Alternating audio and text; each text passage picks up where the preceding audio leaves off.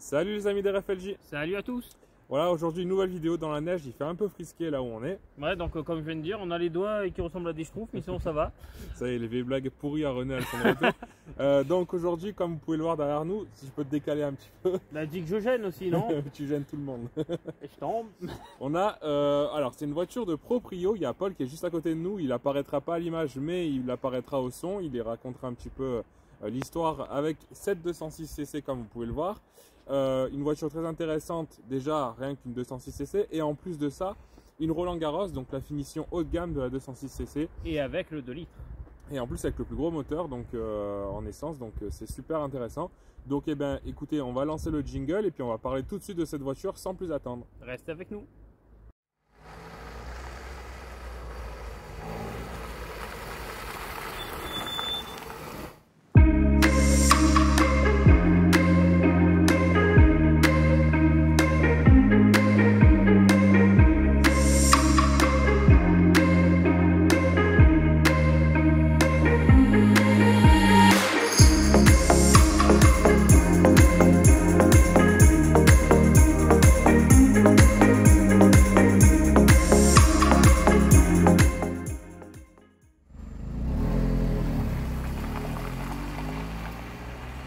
Bon, alors, avant de vous montrer la voiture en elle-même, on va vous parler un petit peu de l'histoire comme on a l'habitude de faire avec le petit René. Donc, à savoir que, en fait, de base, la 206cc, elle n'était pas censée sortir en série. Donc, on n'aurait jamais dû de base filmer aujourd'hui une 206cc. Puisqu'en fait, c'était un concept car. C'était le concept car vainqueur. Donc, pas vainqueur, le gars qui a gagné, hein, mais 20, le chiffre, plus loin, cœur. Le cœur, voilà. Le cœur de l'amour. donc c'était le concept car vainqueur qui était présenté au salon de Genève en 98 et en fait un petit peu à l'image du RCZ toujours chez Peugeot, vu l'enthousiasme du public pour ce concept car, Peugeot ils ont décidé de le sortir en série. C'est pas n'importe quel cabriolet, parce que comme vous le savez la CC c'est un cabriolet, un coupé cabriolet d'ailleurs.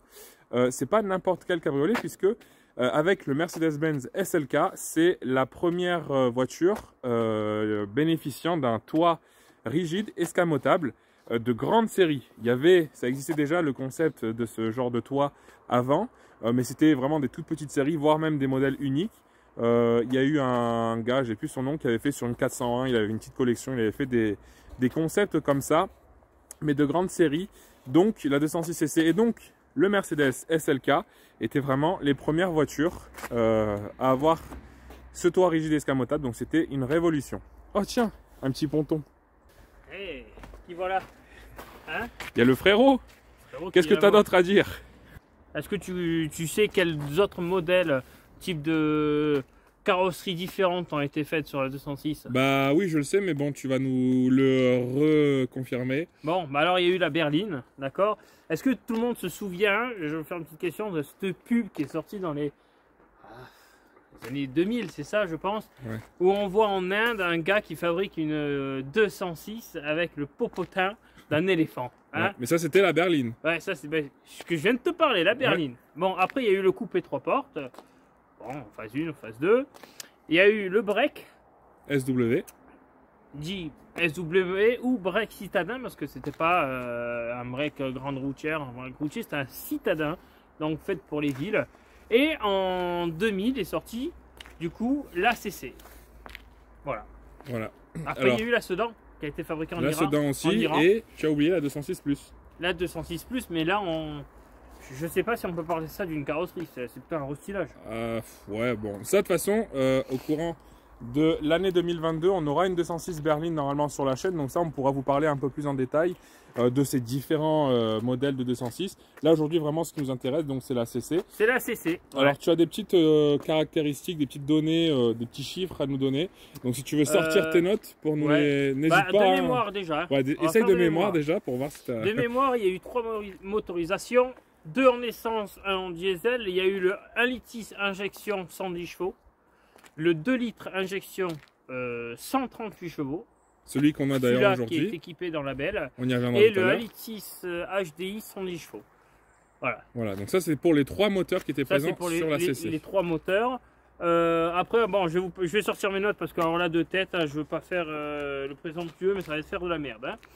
Alors, longueur de la CC 3,84 m. Pas mal, hein? Pour un coupé cabriolet, c'est pas mal. Largeur 1,67 m, hauteur 1,37 m. Pour un poids à peu près à 1140 kg à vide. Ce qui est pas mal. Je crois que tu as les chiffres aussi du poids des 206 classiques pour comparer un peu. Une 206 classique va de moins d'une tonne, donc 910 kg, à 190, enfin 1 tonne 190. Donc on peut avoir des voilà. 206 classiques, peut-être la SW qui pèse ce poids, je sais pas. La SW, ouais, elle peut. Je pense que c'est une des plus grosses. On a des versions un peu plus lourdes que la CC. Donc la CC est logiquement plus lourde, due à son toit, tout le système, les renforts, etc. Voilà, ça on en parlera tout à l'heure. Rien qu'avec le toit rigide amovible, il y a tout ce qui est moteur électrique, tout ce qui va avec. C'est lourd. Et puis les montants qui sont renforcés, j'ai vu que les montants étaient épais sur le montant A était épais. C'est très très lourd une CC. 205, 206, 207 CC, elles étaient très lourdes. Hein. Tu as d'autres données ou pas? Je pense pas. Hein. Alors tout à l'heure je parlais aussi que c'était les toits rigides escamotables, c'était une révolution. Bon, maintenant c'est très connu, beaucoup de constructeurs ont repris ce concept-là. Donc voilà, mais je reviens un petit peu sur ça. Peugeot était quand même les pionniers. Donc c'était, c'est une belle victoire pour la France, on va dire. Comme je te disais tout à l'heure, franchement c'est une idée de ouf d'avoir mis ce type de projet en route, quoi. C'est super, sachant qu'elle ne devait pas exister, quoi. Ça devait être un projet genre comme la e-Légende, comme je sais pas quelle autre voiture a été un projet, mais voilà quoi. Alors aussi en 2004, la 206cc était le coupé cabriolet le plus vendu en Europe. Et en Australie, c'est le modèle Peugeot le plus vendu de l'histoire de Peugeot. Donc j'ignorais que ça existait en Australie. Donc voilà, donc ça c'est pas mal. Qu'est-ce que je regarde? Alors je regarde un petit peu mes notes aussi pour rien oublier pour vous. En 2007, la 207cc a remplacé la 206cc, je crois que ça tu l'as dit. Oui. Les années de production, tu l'as dit aussi, 2000-2007. Donc voilà, je pense qu'on a été assez complet sur l'histoire de cette 206cc. Petite anecdote un peu plus, vous commandiez votre CC en 2000, vous pouvez la recevoir qu'en 2021. 21 ans donc pour... en 2001. Voilà, en 2001. Voilà. Bon écoute... Donc il fallait patienter à peu près 9 mois. Voilà, on va aller rejoindre Paul autour de sa belle voiture et puis il va nous parler un petit peu de l'histoire et puis de ce modèle-là en particulier. Alors ne vous inquiétez pas, vous allez entendre sa voix, mais vous n'allez pas voir sa tête, c'est normal. Allez, ça y est, la voici à l'image, on va pouvoir enfin la détailler. Voici la belle. Donc 206cc de chez Peugeot évidemment, avec le moteur. Alors tu peux nous dire un peu le moteur si tu veux. Le 2 litres i 138 chevaux. Ouais. Donc pour moi, d'acheter une 206cc, c'était forcément avec le plus gros moteur, parce que j'ai essayé le diesel et l'essence, je le trouvais un peu ramollo. Ouais. Et sur celle-ci, il y a vraiment des belles reprises, donc je suis vraiment content d'avoir fait ce choix-là. J'imagine que avec un moteur de 138 chevaux sur un poids quand même qui est quand même assez léger. Et puis bon, avec un cabriolet de temps en temps, tu as envie un peu de faire enrouler, tu vois, donc avec un moteur diesel, c'était surtout le tour. Hein. C'était surtout se faire plaisir. Ouais. Et par contre, ça je le savais, mais la consommation, on tourne autour de 10 litres. 10 litres quand même. Après voilà, c'est parce que je tire dedans, c'est parce que... Je vais te dire, moi sur ma 406, en ville, j'étais sur du 12, voire 15 litres. Hein.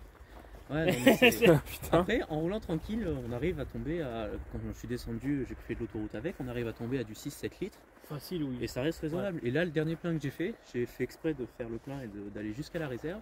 J'ai fait 645 km, je crois. C'est dans la moyenne d'un... Ça reste de 45 litres 45 litres, ouais. Donc ça reste très bien. Sympa, ouais. Moi, je trouve que c'est très bien, franchement, ouais. Voilà, là, je crois qu'en ville, je suis à 8 litres.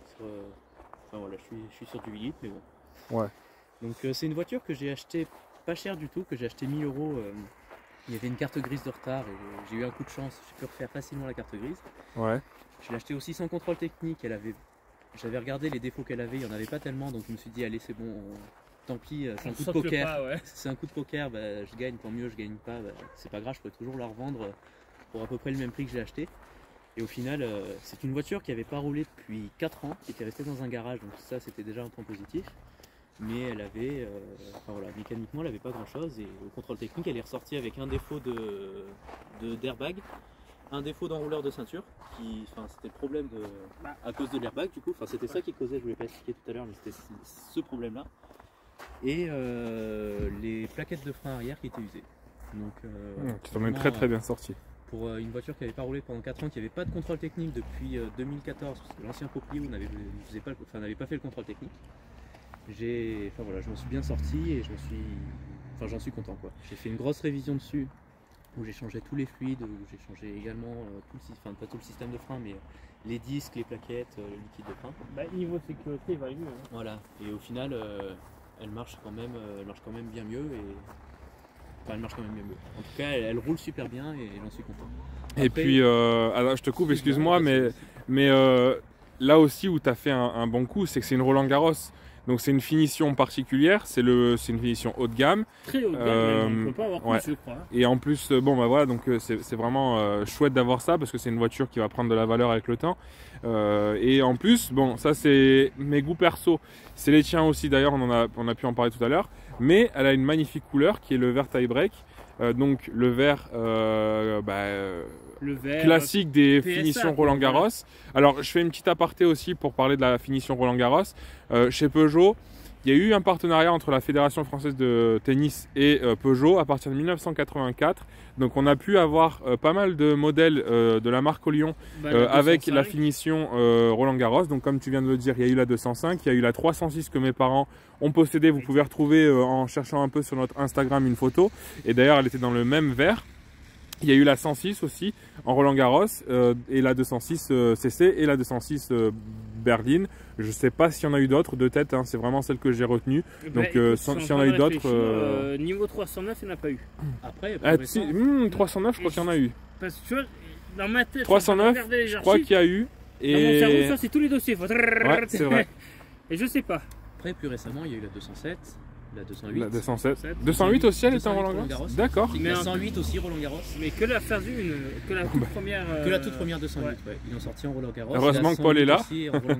D'accord, bah tu vois, ça c'est des trucs que je savais pas. Donc, et ils sortent quand même des nouveaux modèles, ils gardent cette finition Roland-Garros. Ouais, c'est chouette parce que sincèrement, moi de chez Peugeot, c'est une de mes finitions préférées. Ouais, bon, alors peut-être que ça a un lien avec mon enfance, mais quand même. Après, chez d'autres constructeurs, on peut parler peut-être qui ressemble entre guillemets, je vais peut-être dire une connerie, hein. Tout le monde peut-être va me reprendre, mais la Renault Floride. La Mégane en version Floride avec... Oui, ouais. Ça équivaut à peu près, hein. Ouais, c'est pas la même gamme, mais c'est cette version luxueuse. Après, la Floride était quand même moins répandue que la Roland-Garros, qui a vraiment, comme on vient d'énumérer tous les modèles, c'est une finition un peu plus classique. D'un coupé cabriolet qui est sympa, quoi. Bon bah Paul, si tu veux continuer de reprendre là où t'en étais du coup. Et promis, on te coupe plus. Ouais. Je disais du coup, mais enfin voilà. Donc oui, ici l'état carrosserie. Donc cette voiture, elle a un peu des défauts carrosserie. C'était une voiture qui a été à l'origine achetée à Marseille. Donc bon, bah on voit la vie. Tu n'as pas besoin de nous en dire plus, on comprend. Oh attention, si on a des Marseillais, on veut pas d'emmerde. Hein. Moi je vous aime bien. C'est une voiture de ville. Elle a ses premières années, elle les a faites à Marseille, donc forcément. Bah oui, dans les villes, c'est pas Marseille en particulier, hein, c'est vraiment dans les villes. Moi, la Xara était du Var aussi, et donc bon. La 207 de Marseille. La deuxième année, enfin la deuxième proprio, c'était une voiture qui est restée sur Marseille aussi. Et donc voilà, elle a subi aussi ces coups-là, donc bon. Je savais, c'était pas vraiment grave d'avoir ces défauts-là. Et au final, voilà, c'est quelque chose que je vais refaire petit à petit. J'ai refait la mécanique. Ouais. La carrosserie, ça vaut un peu plus cher, donc je vais attendre un peu pour la refaire propre. Mais c'est une voiture que j'ai vraiment envie de rendre à son état d'origine, comme elle était à l'époque, et la garder quoi un petit moment pour déjà faire une plus-value si jamais. Et puis pour l'instant, c'est une voiture que j'ai adoré conduire, même si je l'ai achetée à la fin de l'été. Quand il faisait encore bon, c'était vraiment agréable. C'est une super voiture, une super reprise. Après, personne ne t'empêche de rouler avec le toit décapoté. Un bonnet. Mais là, j'ai essayé. Il faisait vraiment froid. Un bonnet, des cache-oreilles, des moufles, tu veux pas? Et voilà, un autre défaut, en parlant du toit escamotable, c'est un défaut de ces voitures. Enfin, comme elle est restée longtemps sans rouler, dans un garage, c'est le dernier proprio qu'il avait, il a acheté pour la collectionner et au final, il n'a pas pu la garder. Mais il n'a pas fait fonctionner le toit et c'est... un défaut de ces voitures, si tu fais pas fonctionner le toit, le circuit passe dépressurise, mais il désagrège un petit peu. Non, mais n'est plus sous pression et du coup la pompe n'arrive plus à pomper l'huile et à remettre de l'huile dans le circuit. D'accord. Et le toit ne s'ouvre Parce plus. que c'est une mécanique hydraulique du coup. C'est une mécanique hydraulique. La pompe est électrique, mais tout le système est hydraulique. Et d'ailleurs, c'est encore le cas sur beaucoup de voitures aujourd'hui. D'accord. J'ignorais ça, tu vois. Je pensais que c'était uniquement électrique. Moi, je pensais que c'était par câble, tu vois. Mais finalement, il y a des câbles. Il y a des câbles pour lever le toit, la coiffe arrière, c'est un câble qui le tire. Et après, par contre, pour ranger le toit et le remettre, c'est des vérins électriques. D'accord, c'est super intéressant. Parce que des vérins hydrauliques, pardon, pas électriques. Et donc voilà, je fais un petit coucou, je pense qu'ils me le permettront, au forum 206 CC Lover. Bien sûr. Qui m'ont... à Lyon.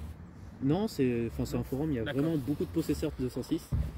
Et ils ont fait un forum super où il y a plein de tutos, tout le monde s'entraide. Moi, dès que j'ai eu des petits soucis sur la voiture, j'ai posé une question sur le forum. Dans les 2 heures, on me donnait essaye ça, essaye ça, essaye ça. Et je vais aller voir un gars, du coup, oui, sur Lyon, la personne sur Lyon qui s'occupe de réparer les toits de 206 CC. Donc c'est ça, ouais, que j'ai interverti. Voilà, c'est ça. Pour refaire une belle révision et que le toit fonctionne parfaitement. Et j'ai été chez Peugeot par curiosité parce qu'il manque un écusson sur la porte de l'autre côté. Ouais. Donc c'est des écussons que j'ai recommandés. Et je leur ai demandé pour le toit, ils m'ont dit que c'était quelque chose qu'ils faisaient vraiment plus du tout. Parce que trop compliqué, parce c'est ce que j'allais te dire. Personne ne sait le faire. Et les personnes du forum m'ont bien confirmé qu'il ne fallait pas aller chez Peugeot pour le faire, parce qu'il n'y a plus personne de compétent pour réparer ces toits-là. Et donc voilà, ils sont dans un vieux garage Peugeot. Dans un vieux garage Peugeot, mais voilà. Et là, ils sont 4 en France de ce forum-là à savoir réparer les toits.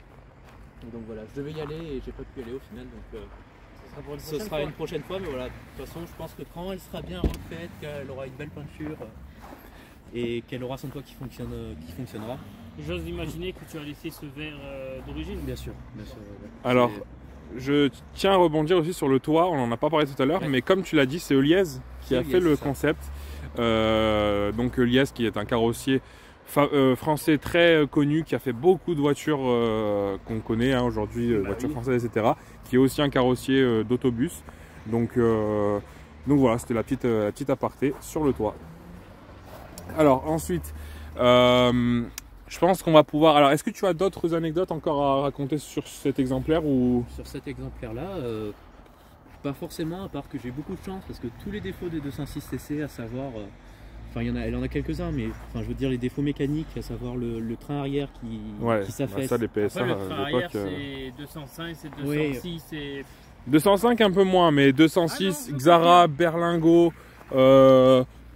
Ouais, tout non, je confirme, 205 aussi. Ah ouais, c'est par là. C'est vrai? Ah oui. D'accord. Mais bon, du coup, elle a pas ce défaut-là. Et après, tout ce qui est fuite, étanchéité. Fuite au niveau étanchéité, elle n'en a pas non plus. Ouais. Les seuls gros défauts qu'elle a, c'est le vernis qui part sur la peinture. Mais bon, ça, c'est les années Peugeot. Ces années Peugeot, la peinture n'était pas de bonne qualité. Exactement. Donc, on n'a pas. On le retrouve un peu sur toutes les voitures de ces années-là. Ouais. Et voilà, le vernis et le toit, du coup. Mais bon, ça, c'est pas vraiment la faute de Peugeot, c'est la faute du fait que. Il faut le faire fonctionner pour qu'il continue à fonctionner. Ça. Et de manière générale, la voiture, faut la faire rouler. Alors c'est une voiture du week-end, c'est pas mon daily. Donc c'est une voiture que je fais rouler le week-end et depuis que je l'ai récupérée, la faire rouler, je sens que ça lui a fait du bien, quoi. Et d'ailleurs, t'as quoi comme daily? Alors en daily, j'en ai entre guillemets plusieurs, mais j'ai une Twingo 3 que je roule beaucoup. Ouais. Et après un peu moins une Clio 5, donc qui est une très bonne voiture aussi, mais bon. C'est pas du tout le plaisir de ces voitures-là. Ouais, c'est clair. Tu sens qu'elles sont peut-être aseptisées. C'est trop aseptisé. Et si je me trompe pas, je crois que tu l'avais montré en photo, c'est une RS Line ta Clio. C'est une RS Line, ouais. C'est une Clio 5 RS Line. De toute façon, il vaut mieux. Hein. Ouais. Donc voilà. Bon, là, c'est un petit. C'est ton petit plaisir. Voilà, c'est le petit plaisir d'avoir 2 voitures. Déjà, j'assume 2 voitures, donc je suis assez content de pouvoir assumer 2 voitures. C'est clair. Je suis encore étudiant, mais je suis alternant, donc ça m'aide sur ce point-là. Ouais. Mais voilà, franchement, c'est. En tout cas, pour une petite voiture du week-end, je pense j'en ai parlé plusieurs fois à plusieurs personnes en rapport prix-plaisir, on va dire.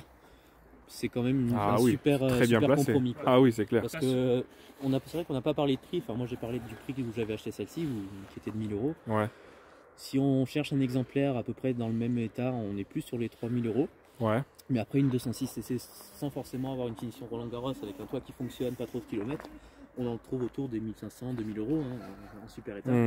Et par contre, dès qu'on tape un peu sur de l'état vraiment... Il y a un peu tous les prix comme toutes les voitures. C'est vrai que j'ai jeté un œil vite fait sur la centrale hier, on en trouve pas mal aux alentours de 3, 4, voire 5000 €. Ouais. C'est vraiment la fourchette haute quand même. Elles sont dans un état clinique. Mais il y en a qui montent même à 8-9 000 €. Après, les plus chers, c'est les 2 litres. J'avais regardé. Un peu sur des HDI ou le LT, c'est un peu moins cher. Et j'ai regardé, c'est vrai que j'avais regardé avant d'acheter celle-ci les prix et il y avait un gars qui vendait la sienne, elle avait que 30 000 km de mémoire, mais il la vendait 8 000 € quoi. Et un truc que j'ai pas dit aussi, sur les finitions Roland Garros des 206, il y en a eu 2 Donc il y avait celle-ci, je sais pas si vous l'avez vu tout à l'heure, avec l'intérieur vert et camel. Oui. Et après il y avait l'intérieur que camel. D'accord. C'était en surpiqûre blanche, il y avait du cuir. Ça me dit quelque chose. Des écritures surpiquées blanches en Roland Garros. Et ça c'est le premier intérieur qu'ils aient fait. Mais je crois que l'intérieur avec les surpiqûres blanches en full, c'est la phase 2. camel, c'est la phase 2, mais elle se fait quand même assez rare quand même. Elle est plus rare que celle-ci, ils en ont fait moins. Et voilà. Et après on retrouve du coup la finition Roland Garros, on a quand même à l'époque, je rappelle c'est une voiture de 2002, elle a les feux automatiques, les essuie-glaces automatiques qui fonctionnent très bien. Ouais. J'ai les essuie-glaces automatiques sur la Clio 5 qui fonctionnent moins bien, donc c'est pour dire. Mais sinon voilà, après elle est totalement d'origine et Alors voilà. aussi en termes de prix à l'origine, tu m'as dit tout à l'heure que tu avais retrouvé la facture. La facture d'origine, enfin de cette voiture là, c'était du 24 000 €. Ouais. Donc, moi j'étais pas. C'est un petit billet quand même. Hein, à l'époque, quand elle est sortie, j'avais 1 an, parce que je suis né en 2001. Mais je me dis quand même mettre 24 000 € dans une voiture comme ça à l'époque, fallait avoir le courage. Alors, je rebondis sur ça parce que en fait, moi à l'école, ma maîtresse avait une 206cc quand elle est sortie et on l'a tous pris pour une bourge. Tout le monde l'a regardé quand elle arrivait. Je me souviens toujours avec sa 206cc grise. Et c'est vrai qu'à l'époque, c'était une voiture un peu de riche quand même. Hein. C'était assez nouveau. C'est la nouveauté qui fait que tu dis putain, pour avoir ça, t'as intérêt d'avoir un peu des zéros sur ton compte en banque. C'est ça. Finalement, quand même, à 21 000 € ou 24 000, faut les avoir quand même. Hein. Après, aujourd'hui, un cabriolet neuf, bon, alors certes, on est sur des voitures d'aujourd'hui, mais je suis pas sûr qu'on arrive à toucher des cabriolets neufs à ce prix-là. Non, je pense que c'est plus cher. Je pense que en France, on a quoi comme cabrio? La dernière cabriolet, la vraie dernière cabriolet, parce que chez Citroën, c'était la C3 pluriel. Il y a eu la DS3 Cabrio, mais qui était juste indécouvrable. 308cc. On a eu la 308cc, la première génération de 308. Chez Peugeot, c'était la dernière. Et chez Renault, on a eu la Mégane 3cc. Ouais. Voilà, ça s'est arrêté là. Donc c'est plus des véhicules qui sont actuels. Qui sont achetés, et c'est sûr que. Donc en gros, il n'y a plus de coupé cabriolet. On a tendance à partir en France, sur des non. Déjà, on a encore la Golf. La Golf 7, elle a existé en cabrio. Mais bon, c'est plus non plus vraiment la dernière nouveauté. Non, c'est vrai que cabriolet actuellement. Alors, par contre, ils nous sortent des SUV. Chez Volkswagen, on a le T-Roc en cabriolet et on a chez Range Rover le Evoque qui est en cabriolet aussi. Bon, ça c'est quand même assez confidentiel dans les ventes, mais c'est vrai que des cabriolets aujourd'hui on en voit moins. Bon, c'est dommage. Les cabriolets coupés, c'est de plus en plus rare. Alors on va juste dire 2 mots un petit peu avec René sur le design extérieur. Après on va vite passer à l'intérieur avant qu'il fasse nuit, que vous puissiez encore bien voir. Parce que vous êtes au chaud, hein. Ouais. Mais nous on se pèle l'oignon. Nous on a les pieds dans la neige. Bon alors c'est une 206. Dans la carrosserie, dans la taille, elle fait juste 1 cm de plus. Donc voilà, on n'a pas jugé intéressant d'en parler, mais on le dit quand même. C'est une 206, la citadine de chez Peugeot, donc dans les années 2000, enfin fin 90 et 2000. Donc voilà, assez classique. Le tableau de bord, c'est un tableau de bord de 206. Vous retrouverez le même dans celui de la 206 qu'on devrait filmer courant de l'année 2022. La seule chose qui change, évidemment, c'est le pare-brise qui va être un peu plus incliné. Le montant A qui est un peu plus épais, forcément, il doit être renforcé. On a des portières sans montant, évidemment, comme ceci, très joli, hein. Dû au toit du coup qui est escamotable. On a le toit évidemment qui est escamotable, qui est différent d'une 206 classique. Et ici, on retrouve Véro qui. Alors tout à l'heure, Paul nous a appris que la partie qui venait ici pour poser les bagages s'appelait une Véronique. C'est un Véro, voilà qu'on met sur le coffre. Voilà. Donc ici on a ce coffre qui est vraiment un coffre pour le coup et donc qui change de la 206 qui vient se terminer toute droite à l'arrière et ici donc on a ouvert, voilà, on va vous le montrer ouvert. D'ailleurs on va faire la transition. Avant ça, je termine par les jantes. On n'a pas parlé des jantes. Je parle aussi de la trappe à carburant qui est en alu. Qui est sympa. 25 chevaux, comme tout le monde dit. C'est ça. Et puis ici, on a des jantes donc en combien de taille? Donc c'est les jantes Ouragan, 16 pouces. On peut voir aussi, voir derrière les freins à disque. Donc une voiture en 4 freins à disque. 4 freins à disque. Comme tu parlais tout à l'heure, donc on a les badges Roland Garros Paris qui sont ici. Bon, il est manquant de l'autre côté. On a le vertaill break aussi qui est de cette finition là. Bon, après je pense que globalement, mis à part le pare-brise qui est légèrement plus incliné, si on tu a, sais pas que c'est une CC à l'avant, voilà. Elle a les ailes plus bombées aussi. Elle a les ailes Ah ouais, les Ouais, ailes plus bombées, bombées, c'est là-bas, vrai, ouais. c'est vrai, c'est vrai. Les ailes et pare-chocs sont bombés, sont les pare-chocs de la 16S. Oui, c'est ça, la 16S. Ah ouais, les pare-chocs de la 16S, Et les d'accord. baguettes peintes aussi. Ouais, baguette peinte. Après, Euh, tu en finis sur mon- Voilà, Roland c'est Garros. la Roland Garros. Mais même toutes les 206cc ont ces ailes élargies Ouais. et ces pare-chocs Je élargis. trouve que ça lui donne quand même un air assez Ouais. posé, tu vois, c'est sympa. Et puis on a les deux prises d'air aussi sur le capot, typique des Bien 206. caractéristique des 206. C'est clair. Ça, par contre, c'est 50 chevaux. C'est 25 par oui. Voilà, ça on en reparlera, vous le reverrez sur une 206 un peu plus classique, donc encore un peu plus tard, comme je vous l'ai dit. Alors, tu parlais tout à l'heure que le toit ne pouvait pas s'ouvrir parce qu'il était en panne. Du coup, tu m'avais dit que c'était possible de l'ouvrir à la main. Effectivement, on peut l'ouvrir en manuel. Alors, c'est censé être une procédure de sécurité si jamais il se referme pas. Enfin, c'est plus pour le refermer qu'on le ferme en manuel, mais on va l'ouvrir comme ça, vous verrez la voiture décapotée. Donc, je présume qu'il faut appuyer là. Exactement. Hop, il est un peu lourd quand même, on sent son Oui, poids. c'est pour ça que j'ai fait très attention. Voilà, donc on a le filet de séparation. Donc là, normalement, le toit vient se loger au-dessus du filet. Donc tu peux le retirer si tu veux, comme ça on voit le vrai coffre quand on est dans la position dans laquelle nous Alors, sommes. ce filet, il faut y faire attention parce que les enrouleurs, c'est la merde. Donc voilà, donc quand même, Les casses, c'est foutu. On a quand même un beau coffre. on a hein, un beau c'est, coffre quand le toit est fermé, on a un beau coffre pour une 206. Donc, je suis désolé, j'ai pas les litrages du coffre. Ouais, on n'a pas pris le litrage, c'est vrai. Ça, c'est con, hein. Non, c'est pas grave, c'est pas grave. T'es Donc viré. voilà, ici on va avoir un petit peu toutes les mécaniques, On a le système etc. du toit qui est derrière le cache tissu qui est ici. Ouais. Là on a, bon ça c'est juste un cache, derrière on a le vérin de la tablette qui remonte automatiquement, on le verra tout à l'heure quand il sera défait. Et après on a deux gros vérins qui sont cachés là dedans, dessous, qui sont les vérins qui vont Actionner le coffre. actionner le toit. Ok, ça va. Bon allez, c'est parti, on va l'ouvrir et puis on Cette se reprend. fois-ci, on se coupe vraiment. Et hop là. Et voilà, on a changé de voiture. Cadeau de Noël. Donc voilà, ça y est, on l'a ouvert.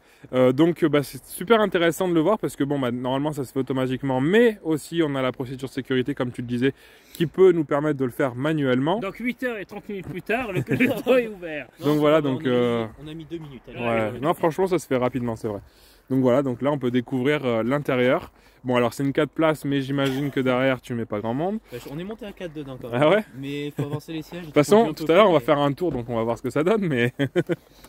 Donc voilà, donc là on va parler de l'intérieur, ce magnifique intérieur. Alors déjà, j'ai une petite question, maintenant qu'on a replié le toit, c'est pratique de le demander. Le ciel de toit, il est comment? Il est blanc. Il est blanc, Et c'est quoi la matière? C'est un espèce de tissu comme, D'accord, comme dans l'Hexagone. c'est un truc classique quoi. C'est pas une toile collée, c'est Ouais. Donc du c'est la tissu. même couleur que Ouais, ça. c'est quoi. ça, on le voit un peu Ok. sur les montants. C'est le... Ah non, c'est D'accord. pas du... Non, c'est du sur les plastique. montants. Ouais, c'est du plastique. Ouais, Bah, Ouais, bon c'est dans ces tons-là De quoi. toute façon, on peut réouvrir le coffre, on le verra. Ouais. Bon, alors du coup, intérieur cuir, donc des sièges full cuir. Je les trouve très très beaux. Donc ils sont en bicolore, avec du camel, tu disais, C'est ça, cuir Du camel. camel et Enfin, du je sais pas verre, si ça s'appelle vraiment comme ça. ouais. Mais... et du verre avec ici les incrustations brodées Roland Garros. Donc ça c'est magnifique. On a les mêmes sièges à l'arrière. Alors les sièges sont entourés de plastique dur, mais on a quand même bon les sièges. Bon par contre ça m'a l'air vraiment. J'aimerais bien m'installer après pour voir ce que ça donne, mais à mon avis que ça a l'air Alors à bien l'arrière, droit. c'est pas. Je suis monté à l'arrière, Mhm. ça va. Quand il y a un peu de place aux jambes, Ah ouais. ça va. Mais Ça c'est seulement un élément. c'est où tu peux l'ouvrir, c'est pour ranger les bouteilles. Voilà. D'accord. Ah ouais. Ça je l'ai toujours vu. Ça Mais tu t'es jamais posé la Mais question. je me suis jamais posé la C'est un question. emplacement pour ranger les bouteilles. C'est pas très profond. D'accord. Mais voilà. Ça c'est chouette ça. Et ensuite on a les petits arceaux ici. Bon, normalement, en option, ils sont en alu chromé. C'est ça? C'est ça. Les seules options que la voiture n'a pas sont les sièges chauffants qui étaient déjà disponibles en 2002. Ah, on aurait bien aimé. Le aujourd'hui. régulateur, le régulateur qui était aussi lui disponible en 2002. Et les arceaux à lui de mémoire. Il me semble que c'est les seules Mais- options que la voiture n'a Ouais, pas. T'avais le régulateur, mais pas le limitateur. Que le régulateur. Ça, je sais pas. Non, mais, de Mais je mémoire, pense que t'avais c'était que le régulateur. Voilà. Et Donc- ce qui me fait, ça, vous l'avez dit plusieurs fois dans vos vidéos, mais ma maman a un 3008 et c'est exactement les mêmes Komodo. Ah oui, ça on le dit tout le 15 temps. ans, 15 ans plus tard, c'est les Komodo PSA. Mais ça fait vraiment. C'est vrai qu'on en parle tout le temps Et des ma mère a Komodo. conduit la voiture, tout de suite c'est retombé Bah, sous la main. je Elle m'a crois- dit, mais c'est abusé, c'est les mêmes Komodo. Je crois d'ailleurs que le Komodo de la commande au volant, je crois que bon, Toi, tu dois peut-être avoir pas les mêmes forcément. Alors moi non, parce que j'ai commande au volant sur la DS, Ah oui. Et sur la Xara aussi, mais Sur ma 207. sur c'est les ça. DS7 Crossback, je crois que c'est encore les c'est mêmes encore ça, pièces. ouais, non, ouais. mais c'est- Ils en ont fabriqué des millions, faut bien les Ouais, écouler. c'est clair. c'est fort probable. Mais du coup, voilà, c'est assez rigolo. Ouais. Enfin, moi, ça m'a fait rire. C'est vrai que c'est ma première ancienne et encore c'est pas un peu. Est-ce qu'on C'est peut un parler Youngtimer, dans c'est- une ancienne? Je pense que On va ça dire commence à Youngtimer. devenir tout doucement C'est une le Youngtimer. Kids Youngtimer. Mais en tout cas, voilà, ça m'a bien fait rire quand j'ai vu les Komodo. Je me suis dit merde, c'est les mêmes que. Alors c'est les premières 206, c'était encore les anciens Komodo Peugeot. Là, c'est les nouveaux entre Ouais, guillemets. les nouveaux, ouais. Qu'on avait retrouvé sur la C5, c'était Ouais. c'était ceux-là. La C5 Exact. qui est sortie d'ailleurs le jour du tournage, donc c'était il y a une semaine. Bon, vous voyez la vidéo, on a tourné la vidéo il y a une semaine. Et donc j'ai posté la C5 il y a une semaine du coup. Et vous pouvez voir, vous pouvez retrouver ces mêmes Komodo. Sur les portières, donc là on voit encore mieux les portières sans montant parce que la vitre est baissée. Les petites vitres aussi, on en voit apparaître une ici, elles sont baissées aussi. Et on peut parler de l'intérieur de porte qui est en plastique, j'imagine plastique dur, ouais, exact. Donc plastique dur de 206 classique, un petit rangement ici, mais ici on a quand même l'intérieur qui est en cuir. C'est magnifique. Les haut-parleurs là, un répétiteur ici, donc c'est les focales que tu as changées. Ça, c'est ce que j'ai rajouté. Ouais. Voilà, et ensuite on a la petite poignée en chrome, donc ça c'est très joli. On a encore un bac ici avec un porte-bouteille, etc. Et ensuite on a le seuil de porte qui est en alu, comme tu le disais tout à l'heure, Peugeot. Magnifiquement ouvragé. Magnifique, on peut parler aussi à peu près dans le même secteur, le pédalier en alu. Et une spécificité, alors je sais pas si c'est de la 206cc ou du 2 litres 16S, il y a le compteur avec la double température, enfin la température d'eau et la température moteur, qu'on Oui, n'avait j'avais pas remarqué forcément ça, sur ouais, toutes les exact. 206. Et est-ce que tu as t'as la température d'huile ou pas là? Non, il n'y a pas la non, c'est la température d'eau qu'il y a. Ouais, il y a pas la c'est l'eau, température d'huile. Ouais. Il y Y a le pas niveau l'huile, d'huile ouais. qui s'affiche au tableau de bord quand tu démarres, Ouais. mais pas la température d'huile. Donc compteur à fond blanc d'ailleurs, on peut. Très joli. Ils sont sortis aussi sur les phases d'après à compteur à fond noir, que je trouve plus joli, mais bon. Ces Ah ouais années-là, c'était pas disponible, ouais. Il y a des compteurs à fond noir qui existent. Cette voiture est aussi sortie en boîte automatique, on en a pas parlé. Ouais, c'est Elle vrai, est sortie en c'était boîte une automatique, option. Ouais. 4 vitesses, Ce que j'allais te dire en 4. en 4 vitesses. Et Donc, je consomme aussi.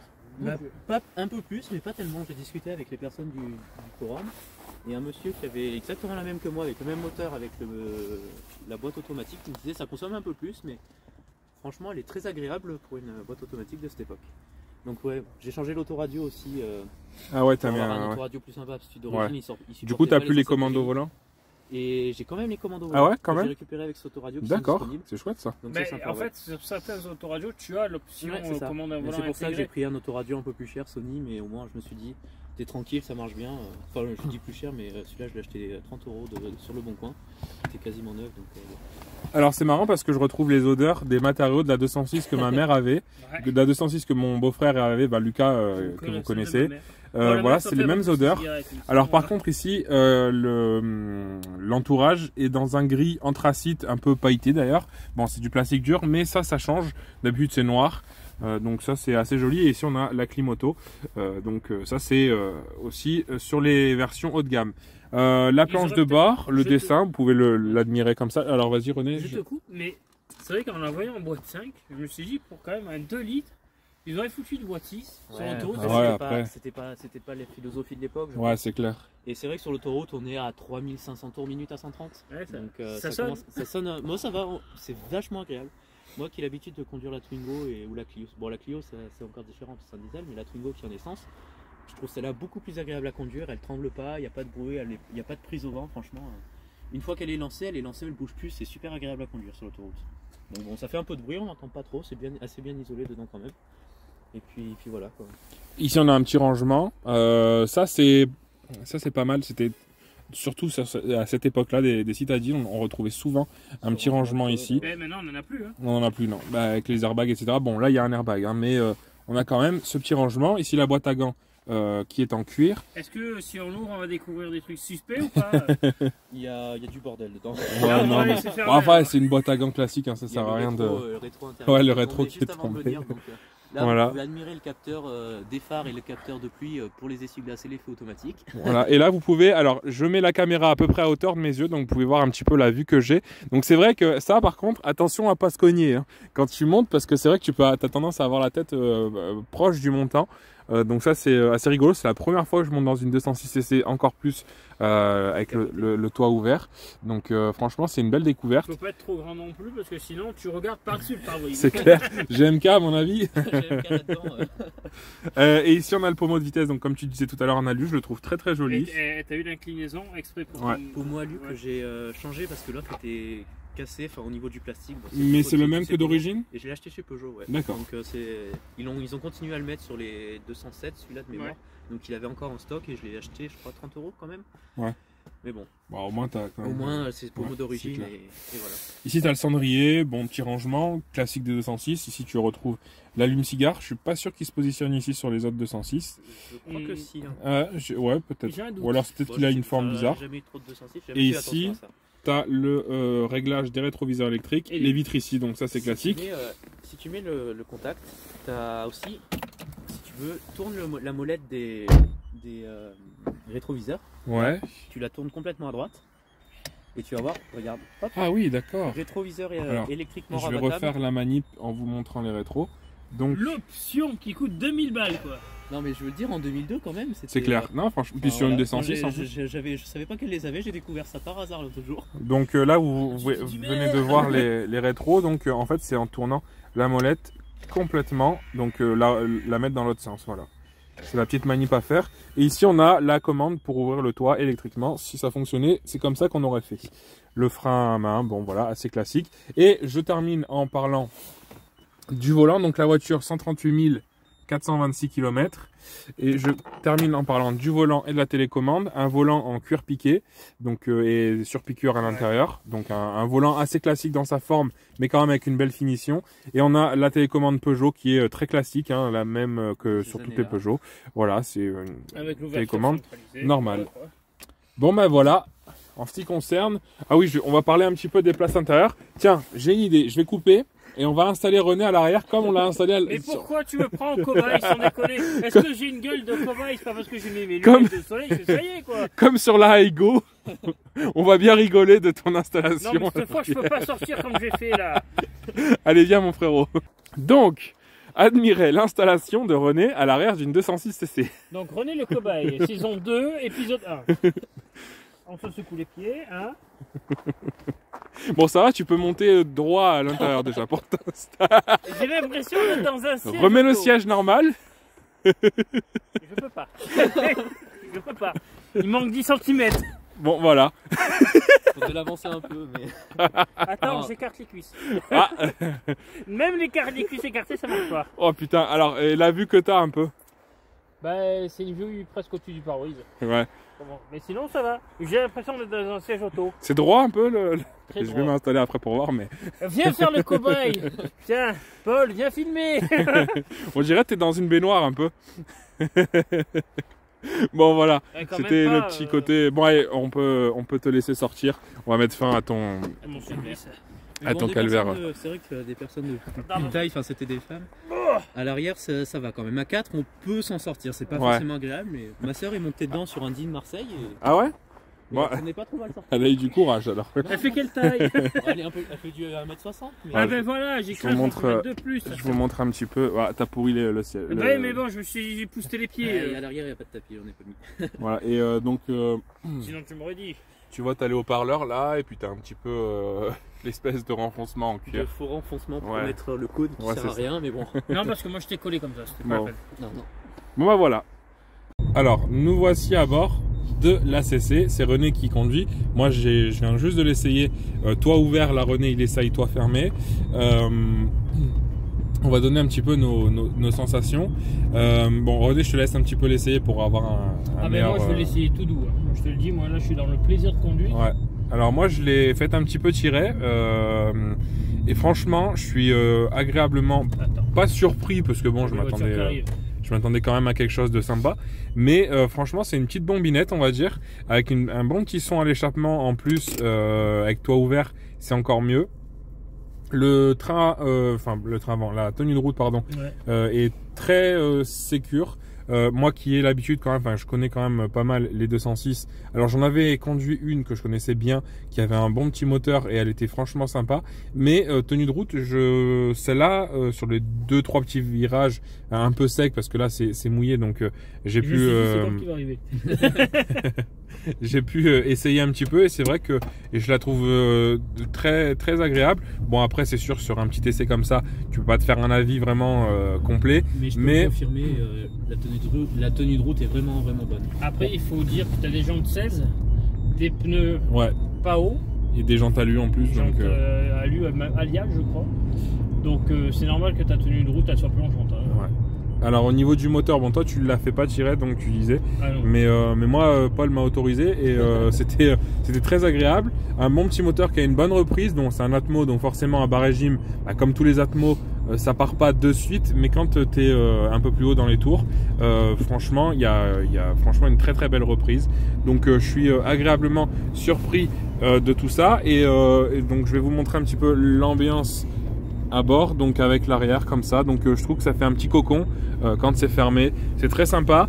Et puis je suis content. Alors je parlais aussi du toit, du montant là qui remonte, qui est vachement proche de nous. Alors au début ça m'a un petit peu dérangé quand j'ai commencé à la conduire, et puis au final au fur et à mesure de l'essai, bah, finalement je me suis rendu compte que bah, on le voit même plus en fait, comme Paul me l'a confirmé, lui c'était pareil au début quand il l'avait acheté, et puis finalement aujourd'hui c'est plus quelque chose qui le dérange. Voilà, sinon après ambiance à bord, alors comme je disais aussi, j'aime pas trop conduire les 206, je me sens un peu engoncé à l'intérieur.